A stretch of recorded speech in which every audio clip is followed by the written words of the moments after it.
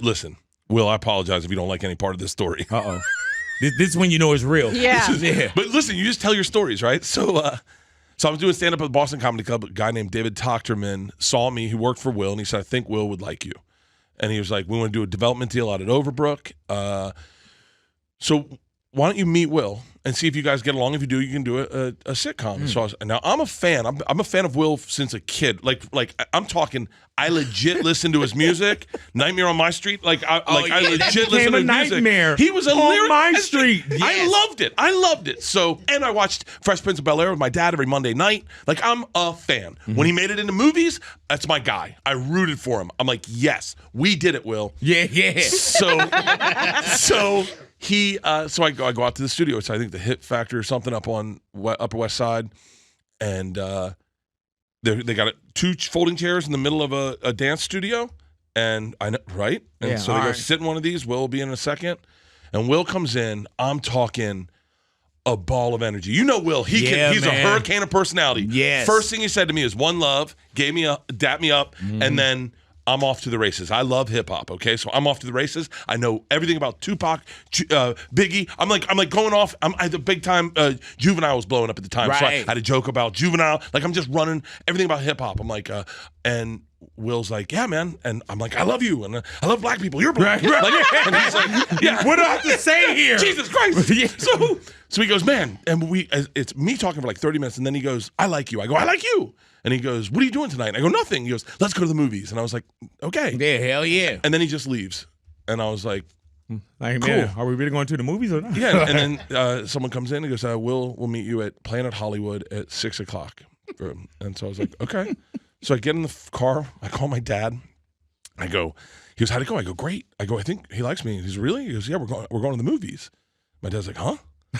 He goes, like, on a date? And I go, no, like, what? Just you and him. And I was like, I don't know. And he's like, you didn't ask any questions? I was like, no, it's Will Smith. It's Will Smith. We're going to the movies. And my dad goes, oh, buddy, I think he wants to have sex with you.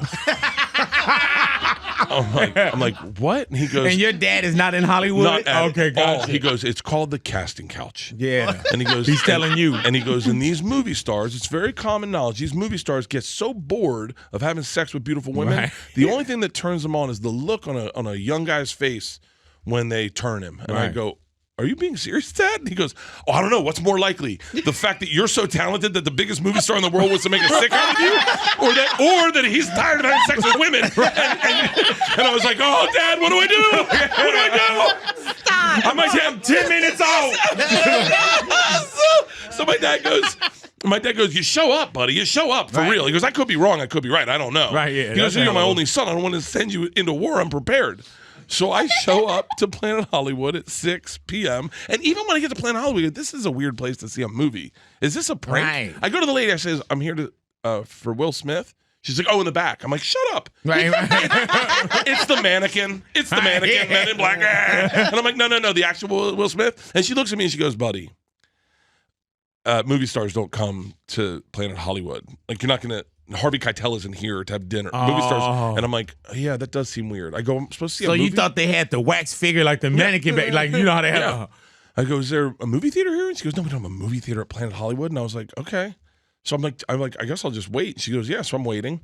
And then, as you know, a big dude, about 6'7", literally peeks his head out of a corner of a door, comes out of a corner, named Charlie Mack. And Charlie Mack says, you Bert?